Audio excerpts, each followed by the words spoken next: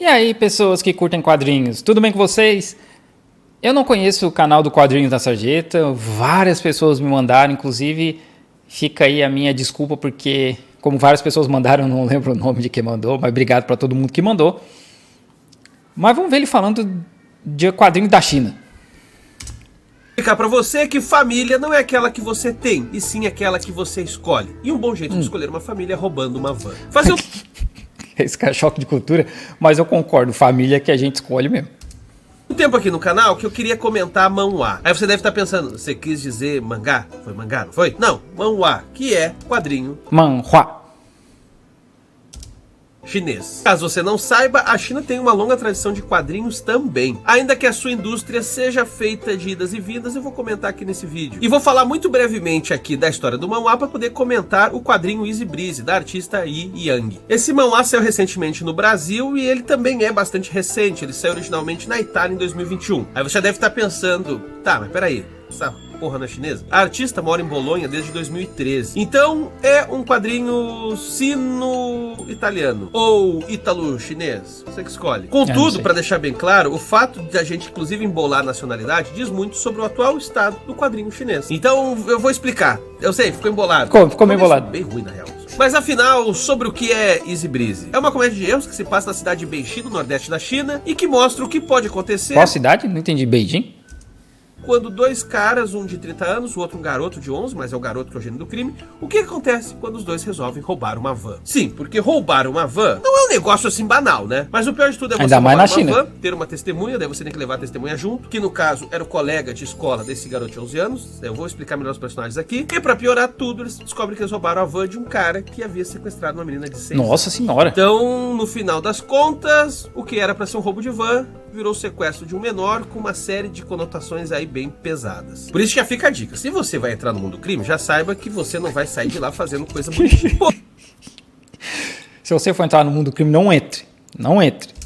Porém, por mais que aqui a história pareça ser uma espécie quase de lição moral, do tipo, olha o que você fez, olha a conjunção de merdas por causa de uma ação que já era errada, na real, esse quadrinho é muito sobre família, sobre pessoas se encontrando, se conciliando e se reconhecendo a partir de contatos um tanto inusitados. Dito de outra forma, é na hora do desespero que a gente vê o que é de verdade uma família. Então eu vou aqui nesse vídeo falar pra vocês de Easy Breezy, vou falar um pouco de manhwa, do cruzamento que manhwa tem com o mangá, que isso aparece também muito forte aqui no quadrinho Easy Breezy, e vou falar de amizade, família e esfaqueamento coletivo. Só papo light. Tudo lindo. Mas antes eu peço que você curta o vídeo se estiver curtindo, se inscreva, caso seja novo por aqui, e compartilhe! É isso aí. Obrigado por me lembrar, porque eu sempre esqueço. Deixa aí um comentário aí que vocês estão achando, se vocês já leram mangá chinês. Eu nunca li, porque eu não sei ler chinês. Se bem que que aqui só tem mangá em chinês, né? E compartilha o vídeo, compartilha. Esse canal só consegue ficar Isso falando mesmo. de gibi do mundo inteiro porque tem apoiador. E tem recompensa Compartilha pra ver se eu consigo chegar em 100 mil até o fim do ano. bem legais, como lives aqui comigo, grupo de estudo, grupo no Telegram, sorteio de gibi e conteúdo exclusivo. Eu vou deixar o link do nosso apoio na descrição do vídeo, no primeiro comentário fixado. E também seja membro aqui do YouTube por R$ 6,90 ao mês, também tem acesso a vídeos exclusivos. Mas vamos lá, vamos embora. Antes de eu falar propriamente do quadrinho, deixa eu falar um pouco sobre manhwa. Dá pra sintetizar que o manhwa, o quadrinho chinês, ele tem 3 fontes fortes de influência, e que são em etapas distintas, ok? As 2 primeiras são concomitantes, acontecem ao mesmo tempo. Tem a ver com a chegada de quadrinhos anglófonos, principalmente revistas satíricas da Inglaterra, e com a produção local de livros Lian Hua Hua. Vamos lá que você Lian Hua Hua. divertido. O que é Lian Hua Hua? São livros do tamanho de um palmo, então são livros muito pequenos e que tem geralmente um quadro por página acompanhado de um texto. Não são usados balões e raramente tem 2 quadros por página. Esses livros foram muito populares e começaram a aparecer no finalzinho do século XIX. Inclusive há pesquisadores que digam que o Lian Hua Hua surgiu por causa da rebelião camponesa Donggak que aconteceu na Coreia. E assim, a linha básica de história foi essa rebelião na Coreia que deu início à Primeira Guerra Sino-Japonesa. Gente, aconteceu muita coisa ali no século XIX, de 1842, quando começa a Primeira Guerra do Ópio, até essa Primeira Guerra Sino-Japonesa no fim do século XIX. Né? Teve aí a Primeira Guerra do Ópio, Segunda, Revolução Taiping, Revolução Taiping não, Rebelião Taiping, umas 3 revoltas muçulmanas dentro da China, porque tem uma população muçulmana muito grande aqui, que são os Hui. Então, aconteceu muita coisa.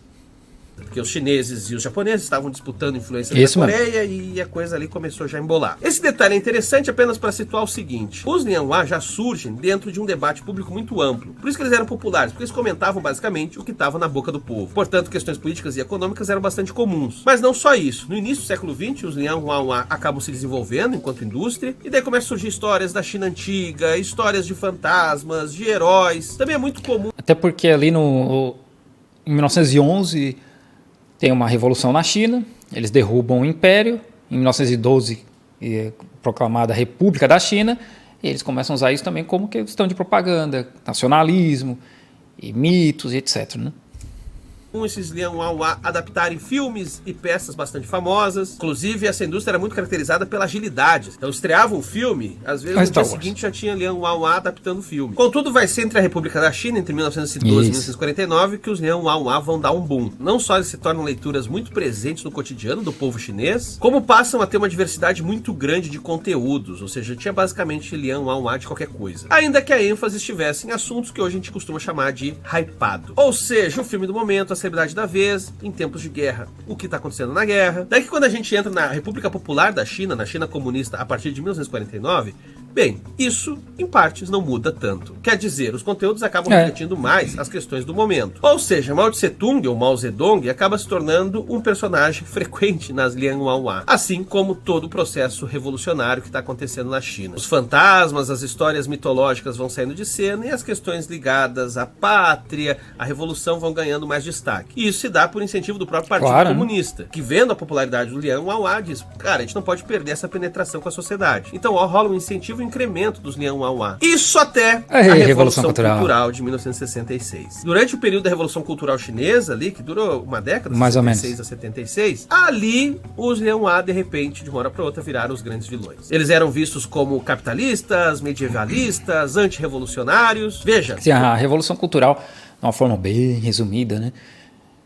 Era uma tentativa do Mao Zedong de tomar mais controle da China, porque várias outras... Ele não era sozinho no partido, né? Tinha muita gente grande no partido, e ele já não era mais o presidente, ele ainda era chairman do partido, alguma coisa assim, mas ele não era mais o presidente. E ele viu que o país estava se movendo em outras direções, que ele era contrário, ele usou todo o poder que ele ainda tinha para lançar a Revolução Cultural, que seria uma contra-revolução contra esses caras que estavam tentando trazer a burguesia de volta para a China, de acordo com eles aqui, né? Só que nesse processo, eles perseguiram muita gente, porque era a ideia de combater os 4 antigos, né? Costumes antigos, histórias antigas, assim, eu não lembro exatamente os 4 antigos, eu só lembro que eram 4 antigos, não lembro de cada um. Se alguém lembrar aí, deixa nos comentários aí que eu leio depois. Só que nesse processo eles perseguiram muito professor, sabe, que era a ideia de, eles estão, sabe essa ideia dos professores esquerdistas no Brasil, que tá transformando as crianças em comunistas e tal, era aqui, só que pro lado capitalista. Sim, essa era a ideia, e mais de 1 milhão de pessoas foram mortas durante a Revolução Cultural. Muita coisa de história chinesa foi destruída, principalmente arquitetura, templos e estátuas, porque era para destruir as coisas antigas, se livrar daquela parte da China que era burguesa, etc. Né? Tanto que até hoje eles falam que se quiser ver coisa de arquitetura chinesa mesmo, mais antiga, tem que ir para Taiwan, para a Coreia, parte do Japão. E a Revolução Cultural só acaba em 76 com a morte do Mao. O ataque não era tanto a nível de conteúdo, e sim a mídia em si. Daí que era preciso combater a existência do Lianhua, seja o que ele estivesse veiculando. Isso acabou destruindo a organização da indústria, porém, mais pro final da Revolução Cultural, ali eles acabaram percebendo que fizeram merda. Eu não vou entrar aqui nos pormenores das questões políticas da China, até porque é um assunto que eu ainda estou aprendendo bastante a respeito, mas cabe dizer que no final da Revolução Cultural, principalmente a partir da morte do Mao e da prisão daqueles que formavam a tal gangue dos 4, o governo entendeu que os Lianhua eram importantes, era uma questão estratégica e que voltaria a ser incentivados. A Gangue dos 4 eram 3 caras muito proeminentes no Partido Comunista Chinês que estavam ali bancando a Revolução Cultural também, né? E a esposa do Mao Zedong. Todos eles foram presos. Inclusive a esposa dele foi condenada à morte, que depois foi comutada para prisão perpétua. Mas acho que depois de uns anos ela foi solta e tal. Ela faleceu, acho que nos anos 90. E aí o grupo do Deng Xiaoping, que era, digamos, mais à direita dentro do partido, né? A hora que o Mao Zedong falece, esses caras, de acordo com algumas pessoas, eles dão o golpe e tomam o poder do partido, prende a gangue dos quatro e movem a China para uma direção um pouco mais liberal, porque o Mao Zedong era muito mais à esquerda, né? O Xi Jinping hoje meio que está no meio desses dois, é um pouco mais à esquerda em relação ao Deng Xiaoping. Só que aí chega os anos 80 e 90 e aí a gente tem uma terceira influência muito, muito forte na China. E do que eu tô falando?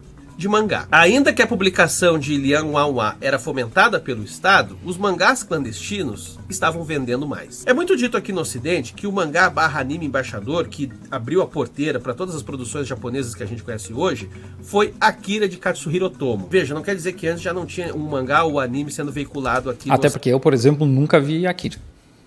Mas a partir de Akira, que daí mesmo a porteira nunca mais fechou. Contudo, eu estou descobrindo isso muito recentemente agora, que esse mesmo processo se deu na Ásia. No caso chinês, foi nessa mesma época também que os mangás começaram a chegar forte. Inclusive, um fenômeno que aconteceu na China, que aconteceu também aqui no Brasil, foi Cavaleiro do Zodíaco, que gerou uma cacetada de publicação pirata. Aliás, um detalhe interessante é que esses mangás piratas entravam na China continental via Taiwan e Hong Kong. Chegou a tal ponto que o Estado chinês percebeu que não ia conseguir segurar esse negócio e começou a rolar um desconforto ali com o Japão. Aliás, eles estão sempre meio de cara virado um pro outro, né? Por que será, né?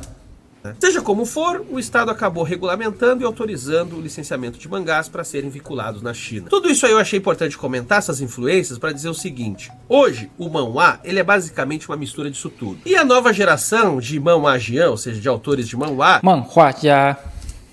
eles são, portanto, um reflexo de todo esse caldeirão cultural. Daí tem que praticar o meu chinês.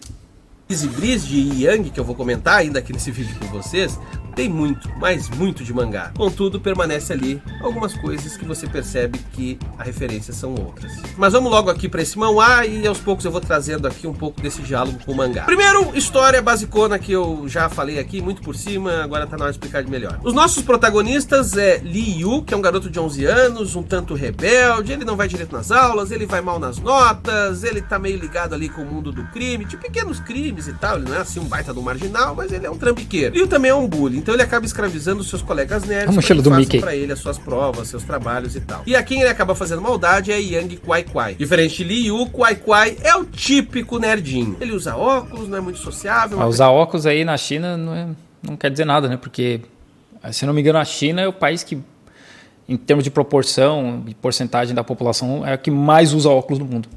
Pessoa pequena, não sabe se impor. Então aqui você já tem aqueles arquétipos típicos, né? O malandro e o nerd. Liu tem um amigo que tá mais próximo de um comparsa, que é um cara de 30 anos chamado Yashu. Pô, 30 anos vai estar acabado, hein?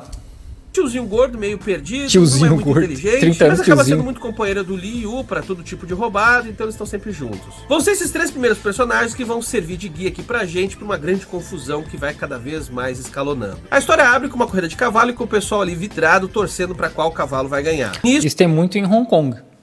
Corrida de cavalo e tem casas de apostas pra corrida de cavalo. Aqui eu nunca vi. Pode até ser que tenha, né? Mas eu nunca vi. Mas em Hong Kong tem bastante.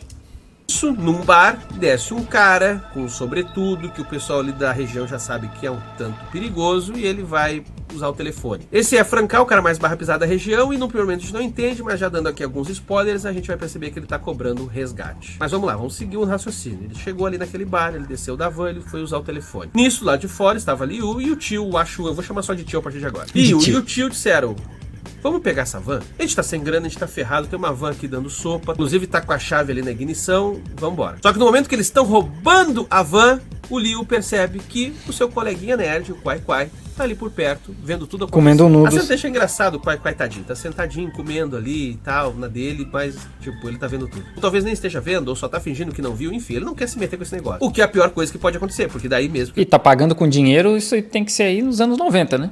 Porque o início dos anos 2000, porque hoje em dia ninguém tem mais dinheiro na China. Se mete. O Liu fica putaço, Tudo começa a celular. brigar ali na rua, o Liu quer levar o Kwai Kwai junto, porque você viu isso, você vai vir aqui comigo, porque depois a gente vai ver o que a gente faz. Todo aquele ódio pré-adolescente aflora, eles batem um no outro, se degladiam. Nisso o cara barra pesada lá dentro vê que estão roubando a van, o tio fala vamos, e aí começa aquela correria de arrastar o Quai-Quai que quer sair, mas o Liu puxa e o tio quer acelerar e o cara barra pesada tá vindo e eles vão. Conseguem, vão em frente, pegam o Quai-Quai, amarra e vão embora. E qual era o plano deles? Apenas revender aquela van pro ferro velho e tirar um troco. Chegando no ferro velho, vem uma cena que eu acho muito boa, porque o cara lá, o chefão do desmanche, é uma figura caricata de Buda. Trata-se de um gordão excêntrico com áreas de sabedoria. Depende do Buda, porque foram vários. E, gente, né, considerando todas as tretas que tem entre o governo chinês, o Partido Comunista e os budistas ali da região do Tibete, é até engraçado esse tipo de caricatura aparecendo aqui. Diz muito também sobre a autora e sobre onde é que ela tá mais ou menos se situando nessa conversa. A China não tem treta com os budistas. A China tem treta com o Dalai Lama, porque ele incentiva o separatismo do Tibete.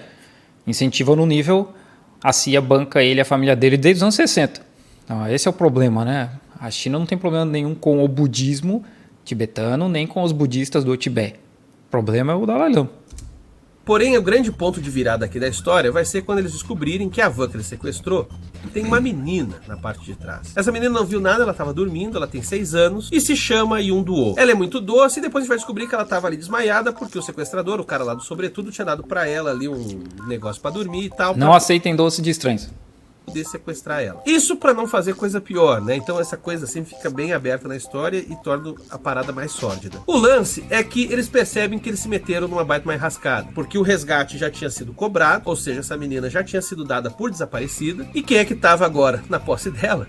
Eles. Tipo, eles não poderiam simplesmente pegar a van e devolver a menina. Porque agora, do jeito que as coisas estavam, eles iam ser considerados os sequestradores dela. O que de fato eles eram naquele momento, porque eles que estavam com a posse dela. Então a coisa chega num ponto assim que é aquele não sei se eu vou ou se fico. Vamos levar de volta a menina pra casa, porque, pô, a gente rouba a van, a gente não sequestra a criança. Mas também, por outro lado, se a gente levar, daí sim que a gente vai ser preso. Então vamos ficar com ela, mas se a gente ficar com ela aí mesmo que a gente é sequestrador, o que a gente faz, pô? E aí tem um momento que eu acho que, de novo, dá a virada aqui da história, que é esse Buda aí do desmanche. Buda do desmanche. Me dê a grana e eu fico com ela. Basicamente, ele oferece comprar a menina e ele resolver a situação. O que também tem uma conotação sombria. Como assim resolver? Contudo, Quai-Quai acaba ficando assustado com essa situação, ele abraça 7.000 yuan. Pô, tá barato, hein? essa menina. E Liu, esse sim, se coloca de maneira bastante transigente, dizendo: não vou entregar ela. Essa figura escrota aí, essa figura bizarra aí, eu não vou entregar uma criança na mão desse cara, não. Ao que tudo indica, isso tem um componente complexo ali pro personagem. Porque, em partes, tem a ver com rixa, ou seja, ele acha que ele consegue resolver as coisas, ele não gosta desses chefões aí do crime cheio de frescura, ele quer um dia ser um chefão. Então ele fala: não, deixa na minha mão, eu não vou entregar a coisa pra esses caras, também não vou ficar dando dinheiro pra eles, não quero saber. Por outro lado, e a gente vai vendo isso aos poucos, o Liu, no fundo, é um garoto que tem uma dificuldade muito grande de estabelecer vínculo com os outros, mas ele é carente pra diabo. Ou seja, aquela menina de 6 anos, inocente, doce, bem, ela despertou algo nele. Essa ligação do Liu com a menina, ela vai mudando ao longo do manhwa, porque ele no começo é só grosseiro, ele não quer que ela se aproxime. Mas isso a gente já vê logo no começo, que vai evoluir para uma relação muito, muito forte. Enfim, esses 4 aí resolvem tentar algumas coisas. Uma, vamos levar essa menina perto da casa dos pais dela, ela mesma consegue guiar onde é que ela mora, e eles falam assim: tá, a gente larga ela 1 quadra, 2 quadras antes, e a gente vaza e salvamos ela, não se metemos Faz sentido. Confusão, chega. Só que quando eles estão chegando perto, chega, já tem muita polícia. O caso ganhou repercussão, tem muita gente trabalhando nisso, inclusive isso gera também uma briga entre o Quai-Quai e o Liu, porque o Quai-Quai aqui começa a se revelar como um nerd que é bastante frio, que consegue ser bastante calculador diante dos problemas, e ele que diz: cara, levar a menina vai ser problema, não vamos entregar ela. O Liu fala: cara, que isso? O cara quer virar sequestrador? E o Quai-Quai responde: não, não é isso, é que não dá pra entregar ela, a gente não vai conseguir. Daí que vai ser a ideia do Quai-Quai de levar ela pro outro lugar. Só pra contextualizar, a menina foi sequestrada com a promessa de que ia ser levada pra visitar a avó. Esse cara lá do sobretudo sequestrou a menina, falou pra ela assim: ah, eu sou amigo do teu pai e eu tô aqui pra te levar até a vovó. É perigoso. E ela, tadinha, caiu nessa. É perigoso. Então o Quai-Quai diz: cara, vamos levar ela pra avó. Lá não vai ter um monte de polícia, provavelmente. Essa jornada deles, que é basicamente um road movie, porque a avó mora distante, faz com que os personagens acabem se aproximando. A gente fica sabendo que o Quai-Quai tem uma saudade imensa da mãe dele, ela era muito carinhosa, ela cuidava dele e um dia ela partiu. Não fica bem claro as circunstâncias, mas hoje ele não tem mais a companhia da mãe. E isso dói profundamente nele. Inclusive tem um momento da história em que a menina começa a cantar uma canção que ele reconhece como a canção que a mãe dele cantava pra ele também. E não é porque os dois têm algum laço que eles não sabiam, é simplesmente uma canção comum. Já o Liu, que ter sempre esse bullying, pelo contato ali forçado, tanto com o Quai-Quai quanto com a menina, vai cada vez mais amolecendo. Aquele vínculo de confiança que antes ele parecia ter só com o Yashu, com o tio, agora ele vai estendendo para aquele grupo. Então é muito bacana a gente ver ali a formação de um núcleo ali de 4 pessoas com relações que vão cada vez mais se estreitando. Aqui você já saca, basicamente é uma história sobre o surgimento de uma família. Só que sabe muito bem que do ponto de vista narrativo e dramático, uma família para poder se formar, ela precisa de um antagonista. E quem ele é? Bom, o sequestrador, ele ainda tá na cola de todo mundo. O cara lá do Sobretudo, que é perigosíssimo, ele também tá perseguindo porque ele quer de volta a menina. O segundo plot twist dessa história, e agora eu vou entregar um baita de um spoilerzão, é quando eles vão de fato até a casa da avó e percebem que é um cemitério. A menina que quer visitar a vovó, na verdade quer ir na lápide da vovó. Então a solução não é solução nenhuma, eles não têm pra quem entregar essa menina. Só que aí, pra piorar tudo, o sequestrador aparece. Daí a batalha que se segue é bastante sangrenta, o Mauá fica pesado, inclusive eles acabam tendo que fugir, vão parar no meio ali de um zoológico, de uma reserva, sei lá, tem um monte de bicho africano, e o sequestrador tá com uma faca e ele tá esfaqueando geral. O tio é a primeira vítima, ele acaba sendo ferido por esse sequestrador, mas depois a gente acompanha uma batalha dos dois meninos, o Liu e o Quai-Quai, lutando pela sua vida para proteger a menina. Então tem um aspecto de imagem forte daquele homem grande, sobretudo, perigoso, e 2 garotos lutando no limite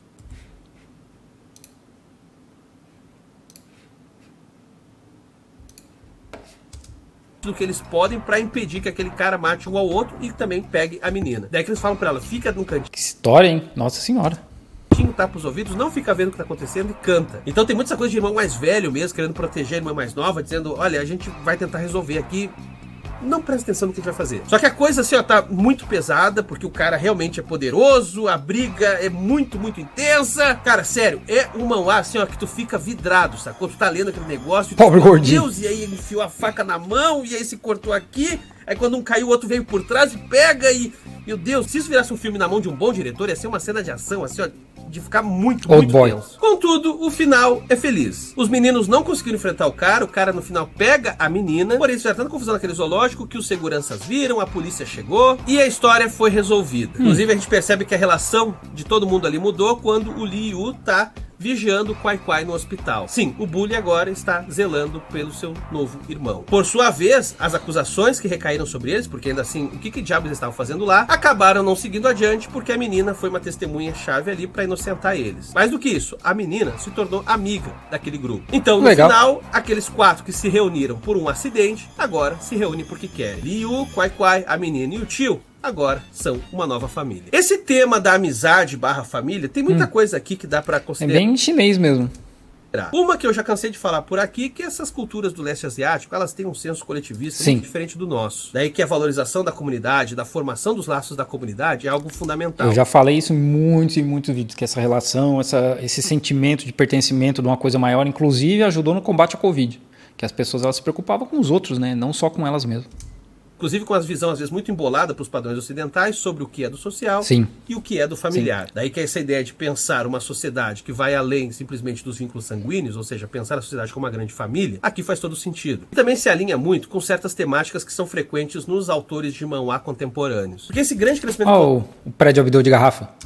Econômico da China das últimas décadas, essa abertura para o capitalismo fez com que uma série de autores de manhwa começassem a pensar: ok, será que a gente não está perdendo alguma coisa? Será que essa modernidade, esse progresso todo não está fazendo as relações humanas se enfraquecerem? E nesse sentido, o Easy Breezy é muito sobre isso, sobre a reconquista desses laços. Mas tem um outro ponto aqui que aparece tanto na arte quanto no tema, e que aí tem a ver com aquilo que eu estava falando no começo, essa invasão do mangá, inclusive na China. Easy Breezy parece muito um mangá feito pelo Taiyo Matsumoto. Inclusive eu já fiz alguns vídeos aqui dele no canal. Inclusive o crítico de mangá Natsumi Fusanosuke diz basicamente que Taiyo Matsumoto é o principal nome de uma nova geração de mangakas ali da segunda metade dos anos 90 em diante. A arte do Matsumoto ela é muito voltada para a intensificação dos gestos, sejam eles gestos de ação intensa, mas também de gestos delicados. Ou seja, coisas sutis na mão do Matsumoto ganham uma grande relevância. E ele consegue fazendo isso usando uma série de elementos, como a cartoonização dos corpos. Para ele não interessa tanto o naturalismo anatômico, e sim mostrar como que esses gestos eles traduzem uma emoção. Outra coisa também que o Matsumoto se utiliza muito é de distorção perspectiva e de linhas de ação. Isso serve muitas vezes para conseguir nos dar uma sensação... Eu curti essa arte aí.